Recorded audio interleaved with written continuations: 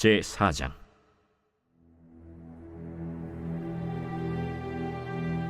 사무엘의 말이 온 이스라엘에 전파되니라. 이스라엘은 나가서 블레셋 사람들과 싸우려고 에베넷을 곁에 진치고 블레셋 사람들은 아벡에 진쳤더니 블레셋 사람들이 이스라엘에 대하여 전열을 벌이니라.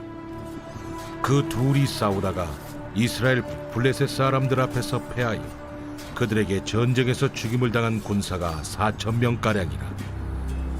백성이 진영으로 돌아오매 이스라엘 장로들이 이르되, 여호와께서 어찌하여 우리에게 오늘 블레셋 사람들 앞에 패하게 하셨는고, 여호와의 언약궤를 실로에서 우리에게로 가져다가 우리 중에 있게 하여 그것으로 우리를 우리 원수들의 손에서 구원하게 하자 하니, 이에 백성이 실로의 사람을 보내어 그룹 사이에 계신 만군의 여호와의 언약궤를 거기서 가져왔고, 엘리의 두 아들 홈니와 비느하스는 하나님의 언약궤와 함께 거기에 있었더라. 여호와의 언약궤가 진영에 들어올 때에 온 이스라엘이 큰 소리로 외치매 땅이 울린지라. 블레셋 사람이 그 외치는 소리를 듣고 이르되, 히브리 진영에서 큰 소리로 외치면 어찌 됨이냐? 하다가 여호와의 궤가 진영에 들어온 줄을 깨달은지라. 블레셋 사람이 두려워하여 이르되, 신이 진영에 이르렀도다. 우리에게 화로다. 전날에는 이런 일이 없었도다. 우리에게 화로다. 누가 우리를 이 능한 신들의 손에서 건지리요? 그들은 광야에서 여러 가지 재앙으로 애굽인을 친 신들이니라. 너희 블레셋 사람들아, 강하게 되며 대장부가 되라.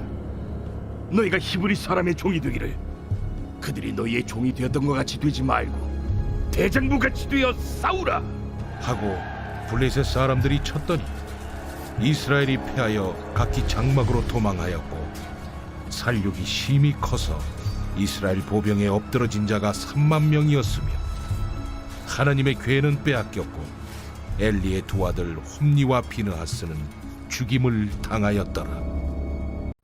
샬롬, 반갑습니다. 오늘도 큐티로 여는 기막힌 하루입니다. 오늘 나눈 말씀은 사무엘상 4장 1절에서 11절 말씀으로 어찌하여 패하게 하셨는고 라는 제목의 말씀을 나누려고 합니다. 오늘 말씀 내용은 이스라엘이 블레셋과 벌인 첫 전투에서 참패하게 됩니다. 이 전투에서 패한 이스라엘 백성이 패전의 원인을 찾는데 그들의 신앙이 본질에서 벗어나고 있는지를 잘 보여주는 내용인데요. 그 내용을 가지고 우리가 어찌하여 패하게 하셨는지 그것을 살펴보도록 하겠습니다. 첫 번째는 언약궤를 가져오게 합니다.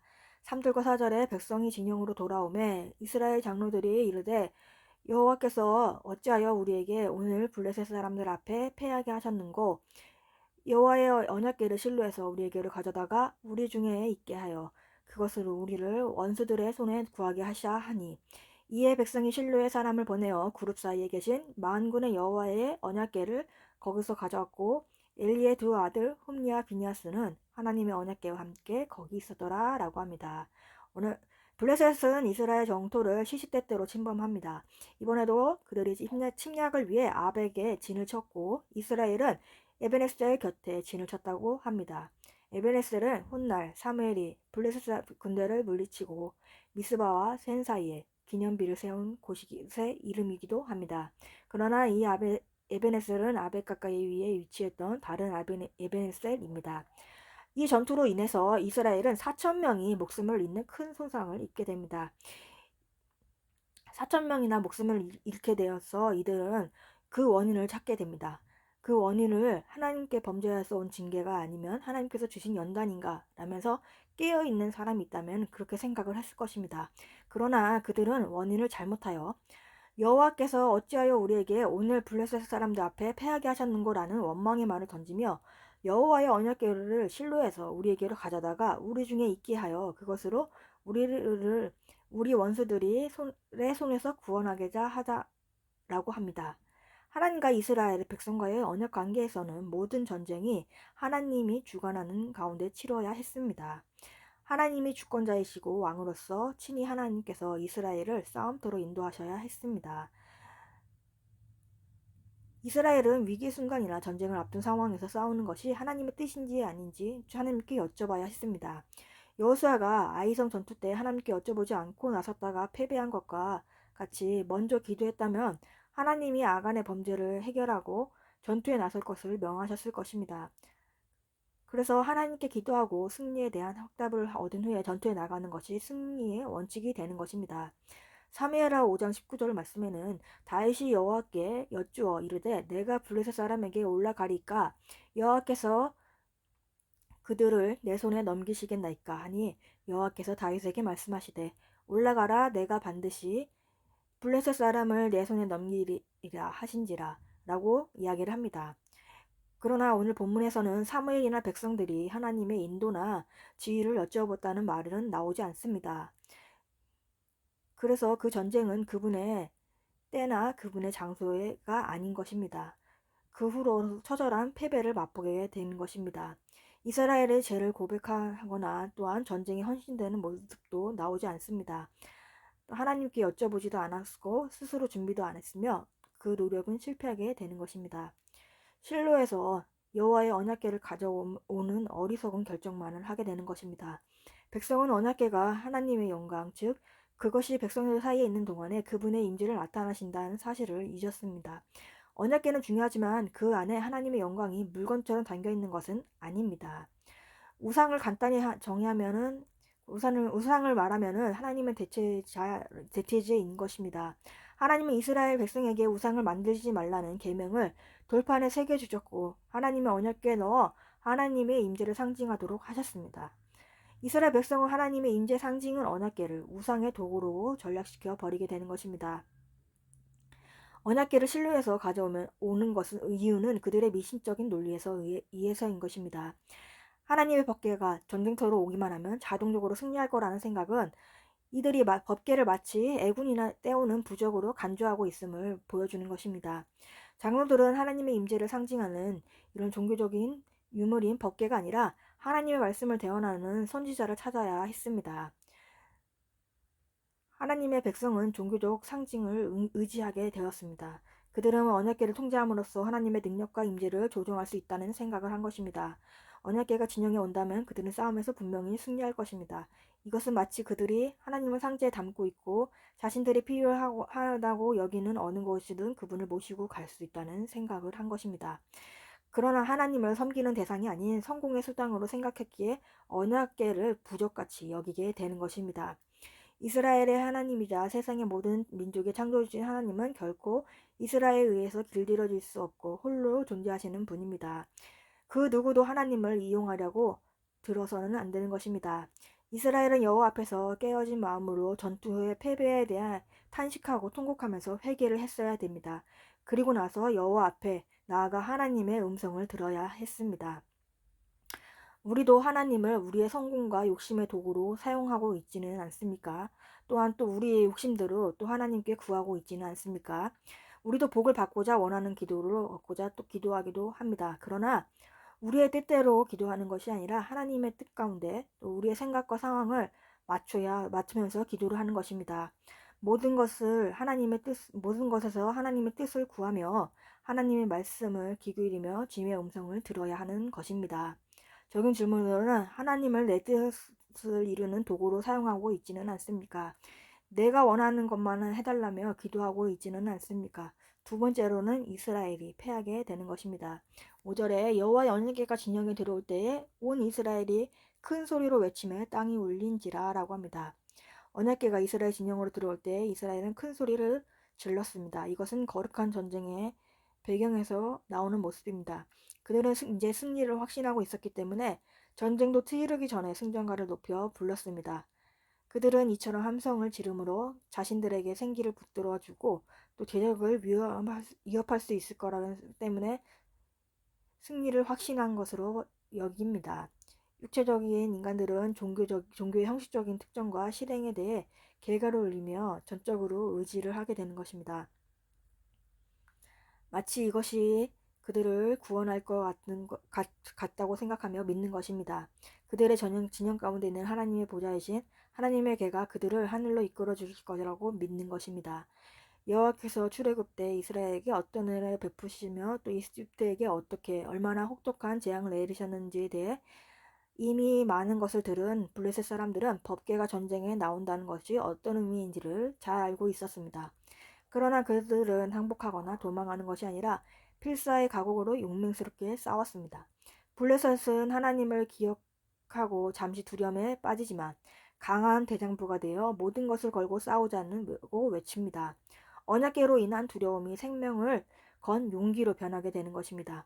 언약궤를 통한 두려움은 오히려 이스라엘이 품어야 할 마음이었습니다. 그러나 이스라엘은 하나님을 경외하지 않고 오히려 자신들의 유익을 위해 하나님을 이용하고 있는 것입니다.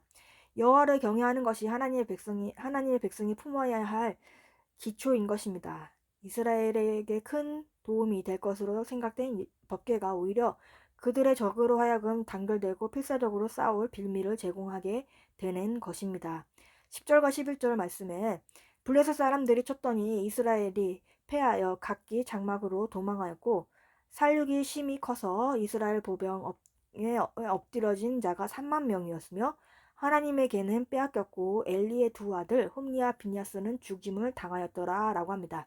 하나님이 아닌 언약궤를 의지하여서 이스라엘은 전쟁에 패하였고 3만 명이나 되는 군사가 전사하게 되었습니다.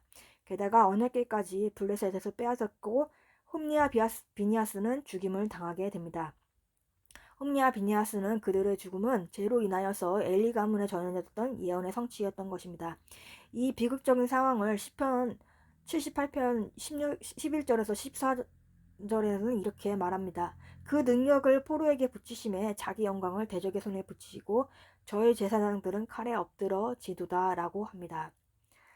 갈라디아서 6장 7절에는 스스로 속이지 말라. 하나님은 업신여김을 받지 아니하시니 사람이 무엇으로 심든지 그대로 거두리라 라고 합니다. 하나님을 만홀히 여김을 받지 않습니다. 그리고 하나님은 사람에 의해서 조종받는 것도 허락하지 않습니다. 하나님은 이스라엘을 철저히 심판하셨습니다. 이길 것으로 확신한 전쟁에서 완전히 패하게 하셨습니다. 그들이 의지했던 언약궤를 빼앗기며 부패한 제사장들은 한날에 죽었습니다. 우리가 하나님 외에 의지하는 것들이 있다면 하나님께서는 완전히 하나님 차라리 없어지는 게 나을 것입니다. 하나님의 개가 그들과 함께 있었건만 이스라엘은 패하게 되는 것입니다. 아무리 귀한 특권이라도 이를 남용할 때는 그것을 지켜주지 못하며 살려주지도 못하는 것입니다. 하나님의 개가 거기에 있다고 하더라도 아무런 힘이 되는 것이 아닙니다. 하나님은 우리의 예배와 경외의 대상이지 이용할 만한 도구가 되는 것이 아닙니다. 하나님은 우리의 불행이나 애군을 떼는 부적도 아닌 것입니다. 우리의 예배를 받기에 합당한 창조주인 것입니다. 어떤 사람들은 또 은사가 충만한 기도원장이나 또 영험한 목사님의 안수기도를 받으러 다니고 또 헌금을 챙겨서 가기도 한다고 합니다. 이것이 헌금인 건지 아니면 점쟁이나 무당에게 주는 복채와 비슷한 건지 또 이들이 찾는 사람들 중에 상당수가 기독교나 점쟁이 노릇을 하고 있는 것은 아닌지 오늘 본문은 경고하고 있습니다. 우리는 하나님을 이용하려 들지 말고 그분을 신실하게 찾고 경배해야 하는 것입니다. 우리는 하나님을 가장 우선순위로 두고 살아야 합니다. 우리의 욕심과 성공을 위해 그저 하나님을 이용하려고 한다면 하나님은 우리가 의지하는 우상들을 무너뜨리게 합니다. 하나님의 뜻과 상관없이 이런 패배가 있다고 합니다. 우리 가운데서도 실패와 어려움이 올 때는 잠시 멈추면서 우리가 가는 방향이 맞는지 한번 살펴봐야 합니다. 그렇지 않다면 하나님이 원하시는 방향으로 돌이켜야 하는 것입니다. 그런 패배의 시간은 하나님께서 돌이키게 하는 하나님의 사랑인 것입니다. 우리는 그것을 깨닫고 믿고 나아가야 합니다.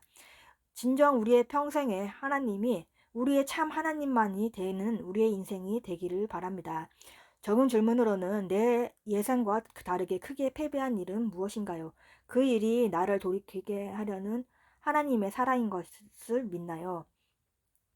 11월 7일 보석상자입니다. 강한 것을 이 세상에 강함으로 이기려고 하니까 유혹이 오고 시험에 듭니다. 나도 돈을 많이 벌어서 나도 공부를 잘해서 이길 테야. 이렇게 세상에 강함으로 이기려고 하니까 비참한 감정이 들고 유혹이 오고 시험에 듭니다. 기도하겠습니다. 하나님 아버지 감사합니다. 오늘도 말씀에 허락해 주심에 감사합니다. 이스라엘이 전쟁 가운데 언약궤를 가져온 것 같이 하나님을 수단으로 이용하는 것을 회개하게 하여 주시옵소서.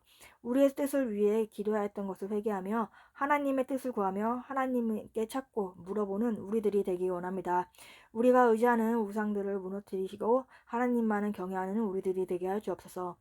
우리에게 패배를 주시는 것은 하나님의 우리를 돌이키려는 사랑인 것을 깨닫고 하나님의 원하는 방향으로 나아가는 우리들의 인생이 되게 하여 주옵소서. 하나님만이 정말 참된 하나님이 되게 하여 주옵시고 하나님만을 우선순위로 삼는 우리들의 인생이 되게 하여 주시옵소서. 다음 세대를 위해서 기도합니다. 말씀대로 믿고 살고 누리는 다음 세대가 되게 하여 주옵시고 오늘도 말씀으로 살아내는 하루가 되게 하여 주옵소서. 주님의 은혜를 부어 주옵소서. 예수 그리스도의 이름으로 기도합니다. 아멘.